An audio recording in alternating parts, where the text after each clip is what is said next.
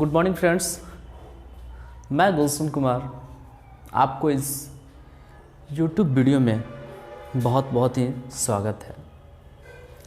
तो दोस्तों, आज मैं आप लोगों को टेंस टॉपिक पढ़ाने वाला हूँ।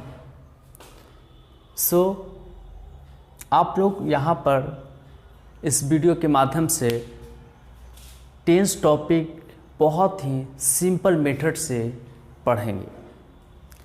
तो मैं स्टार्ट करने वाला हूँ टेंस टॉपिक।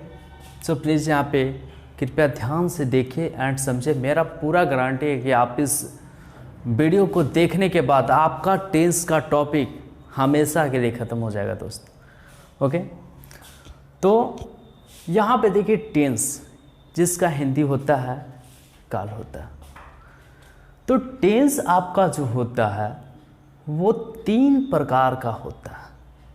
फर्स्ट आपका होता है प्रेजेंट टेंस, जिसका मतलब होता है वर्तमान काल।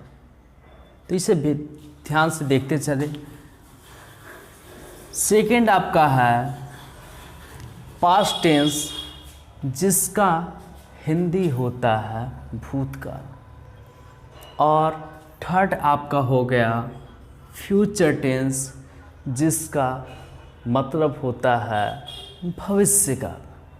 ठीक है, बट प्रॉब्लम इज देयर कि आप कैसे पहचानोगे मेरे दोस्त कि ये जो टेंस है ये कौन सा टेंस है। कैसे हम पहचानें कि ये प्रेजेंट टेंस का है, इसका स्ट्रक्चर कैसे हम पहचानेंगे। तो ये सब आपको बिल्कुल ध्यान से देखें और आप बिल्कुल समझ जाएंगे। तो प्रेजेंट टेंस क्या होता है? यदि कोई भी सेंटेंस प्रेजेंट को शो करता है उसे ही प्रेजेंट टेंस कहते हैं, यानी वर्तमान काल को शो कर रहा है। जैसे मैं अभी वीडियो बना रहा हूँ तो ये शो करेगा, प्रेजेंट टेंस को शो करेगा। ठीक है दोस्त, जैसे कोई बच्चा वीडियो देख रहा है, मान लिया जाए वो बच्चा जो है 10th क्लास का बच्चा हो, तो वो जो 10th क्लास में है ये आपका प्रेजेंट टेंस को शो करता है। ठीक है, अब हम आते हैं पास्ट टेंस में कि what is difference between present and past. तो बिल्कुल ध्यान से समझें कि पास्ट टेंस में है, मैं उस 10th वाले बच्चा को ही मैं एग्जाम्पल लेकर चलता हूँ दोस्त। तो वो जो 10th का बच्चा है, एक समय ऐसा भी था कि वह बच्चा 1 क्लास में होगा। तो 1 क्लास में यानी समझ जाइए कि आप कितना पीछे हम जा रहे हैं। यानी यदि बीते हुए समय के बारे में बात कर रहा है तो वह जो आपका हो जाएगा पास्ट टेंस कहलाएगा। तो यहाँ पे वह बच्चा का जो 1 क्लास वाला जो बात है वो क्या है, बीते हुए कल है, क्योंकि अभी वो जो है 10th क्लास में है। तो यह शो करेगा आपको क्या, पास्ट टेंस को शो करेगा। अब हम लोग आते हैं फ्यूचर टेंस में। तो फ्यूचर टेंस के बारे में अगर करते हैं तो फिर से मैं वही 10th वाले बच्चा पर मैं जाना चाहता हूँ कि सपोज डैट वह बच्चा जो था उसका ड्रीम था IPS ऑफिसर बनना। उसका ड्रीम था कुछ बनने का, क्योंकि एवरीबॉडी हैव यूनिक टैलेंट। ठीक है, सबका अपना अपना एक ड्रीम होता है, मेरा ये बनना वो बनना। तो वो बच्चा सपोज डैट IPS ऑफिसर बनना चाहता है, तो क्या अभी बन जाएगा? नोट, क्योंकि अभी वह कौन से क्लास में है, 10th में है। तो 10th में तो IPS ऑफिसर बनना उसका क्या सपना है, यानी यह जो उसका फ्यूचर को शो करता है, यानी फ्यूचर टेंस वो हो जाएगा।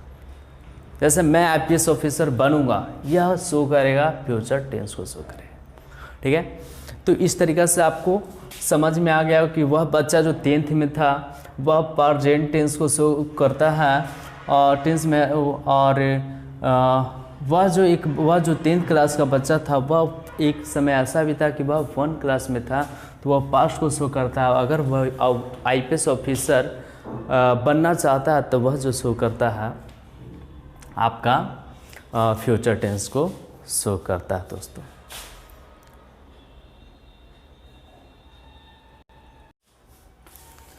तो दोस्तों अब चलते हैं हम लोग कि प्रेजेंट टेंस कितने प्रकार के होते हैं, पास्ट टेंस कितने प्रकार के होते हैं और फ्यूचर टेंस कितने प्रकार के हैं। तो आप लोग बिल्कुल ध्यान देना है कि ये जो प्रेजेंट टेंस होते हैं आपका 4 प्रकार के होते हैं, और ये भी 4 प्रकार के होते हैं, और ये भी 4 प्रकार के होते हैं। तो present tense, past tense and future tense सभी जो होते हैं आपका 4 प्रकार के होते हैं। तो एक सिंपल तरीक़ा से अगर कहा जाए कि टेंस के 3 बेटा, टेंस का 3 बेटा प्रेजेंट, पास्ट, फ्यूचर, एंड तीनों के 4 बेटे होते हैं। ये एक छोटा सा लॉजिक याद कर लीजिएगा। सपोज रेट अगर आपको ऑब्जेक्टिव में दे दिया कि टेंस कितने प्रकार के होते हैं, तीनों के कितने भेद होते हैं, तो ये आपको काम करेगा। ठीक है, तो अब हम लोग स्टार्ट करते हैं कि प्रेजेंट टेंस कितने प्रकार के होते हैं, कौन कौन प्रकार के होते हैं, और सबका मैं affirmative, negative, interrogative and interrogative negative सारा आपको स्ट्रक्चर कैसे पहचानेंगे, कैसे कन्वर्ट करेंगे, कैसे रिपीट करेंगे, एंड उसको कैसे फास्टली याद करके मैं इंग्लिश भी उसके थ्रू मैं बोल सकता हूँ, ऐसा आप लोग को मैं बताऊँगा कैसे बोला जाता है। सारा चीज़ मैं क्लियर कराऊँगा। तो चलिए मैं स्टार्ट करता हूँ। सबसे पहला आपका है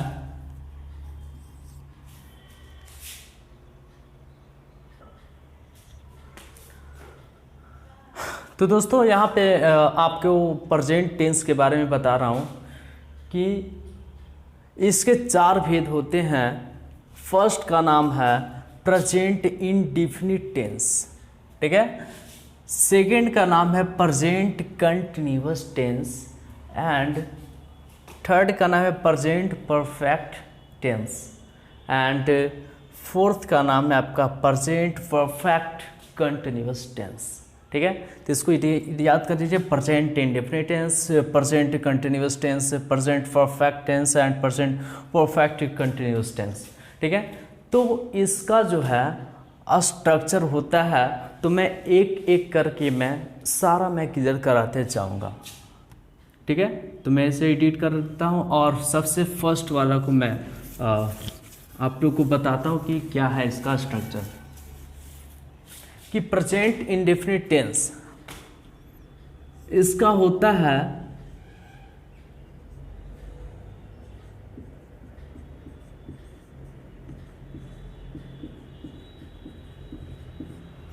कि यदि कोई वाक्य में ता, ती, ते इत्यादि लगा रहे उसे प्रेजेंट इंडेफिनिट टेंस कहते हैं, ठीक है। यदि किसी वाक्य में, सेंटेंस में ता, ती, ते लगा रहे उसे क्या कहते हैं?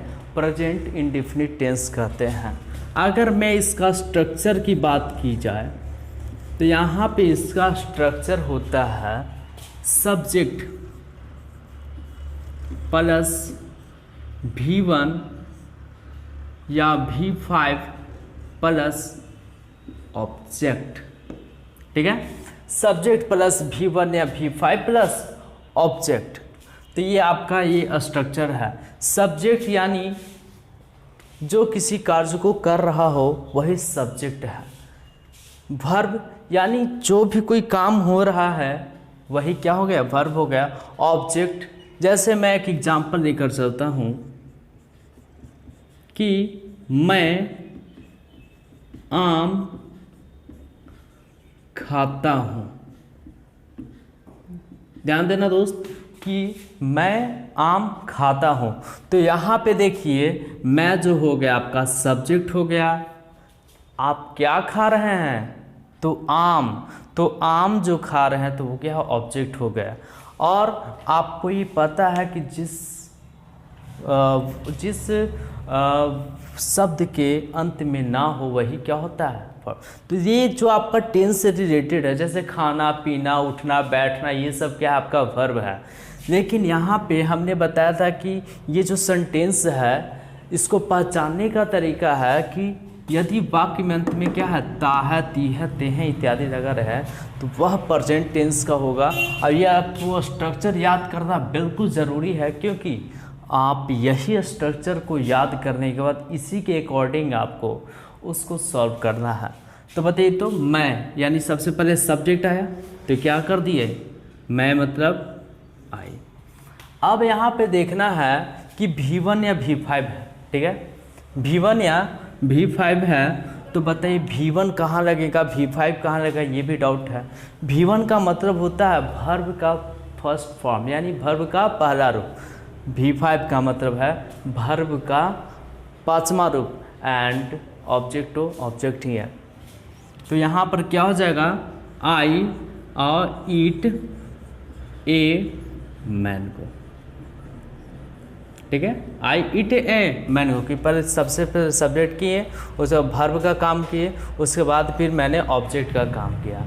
अब मैं बताना चाहता हूँ दोस्तों कि आखिर कहाँ पर V1 का प्रयोग करेंगे एंड कहाँ पर V5 का प्रयोग करें, तो ये मैं सारा क्लियर कराऊंगा। दोस्तों यहाँ पे देखें कि आखिर कहाँ पर V1 का प्रयोग करते हैं एंड कहाँ पर V5 का प्रयोग करते हैं। तो आपका यहाँ पर क्लियर हो चुका है कि जहाँ पर आई वी यू दे अगर रहेगा तो उसके साथ हम लोग V1 का प्रयोग करते हैं। अगर वाक्य में ही सी इट और नीम रहेगा तो वहाँ पर हम लोग V5 का प्रयोग करते हैं, ठीक है दोस्त। तो अब यहाँ पे ये आप लोग बिल्कुल एक तरीक़ा से लिख लें, नोटबुक बनाएं, साथ साथ नोटबुक बनाते जाए, जहाँ डाउट है वहाँ पर क्लियर करें, जहाँ डाउट है कमेंट बॉक्स पे लिखें कि सर यहाँ पे बिल्कुल हमें समझ में नहीं आया। लेकिन मेरा गारंटी है कि मैं आपको बहुत ही बेहतरीन तरीक़ा से आप लोग को मैं क्लियर करा दूँगा। और यदि वीडियो अगर दोस्त अच्छा लगे तो आप प्लीज़ इसे लाइक करें, कमेंट करें, शेयर करें एंड प्लीज़ सब्सक्राइब करना न भूलें, क्योंकि सब्सक्राइब करने से ही हम लोग को जैसे एनर्जी मिलता है। जैसे अगर यदि कोई मोबाइल डिस्चार्ज हो जाता है तो उसे चार्ज करने की ज़रूरत होती है। तो आप लोग का सब्सक्राइबर देखकर, व्यूज़ देखकर, आप लोग का लाइक कमेंट वगैरह देखकर हम लोग के अंदर एक बहुत ही अच्छा एनर्जी मिलता है, जिससे हम लोग वीडियो बनाने और ही अच्छे तरीक़े से स्टार्ट करता हूँ। तो प्लीज़ इसे लाइक करें and thank you, bye bye. और मैं फिर नेक्स्ट वीडियो में मैं मिलूँगा जिसमें आपको अफर्मेटिव टू निगेटिव इंट्रोगेटिव में सारा मैं क्लियर कराते जाऊँगा, सारा का एग्जाम्पल सारा चीज़ बताऊँगा जैसे। और ये भी बताऊँ कैसे फास्ट तरीक़ा से याद करें इसका। जैसे मैं आम खाता हूँ, आई ईट ए मैंगो। मैं आम नहीं खाता हूँ, I do not eat a mango. क्या मैं आम खाता हूँ, do I eat a mango. क्या मैं आम नहीं खाता हूँ, do I not eat a mango. तो एक तरह से फास्ट रिदम से बताऊँगा जिसके थ्रू आप लोग इंग्लिश भी धीरे धीरे बोल सकते हैं, ठीक है। तो थैंक यू, बाय बाय, फिर मिलते हैं नेक्स्ट वीडियो में, बाय बाय, फिर मिलते हैं।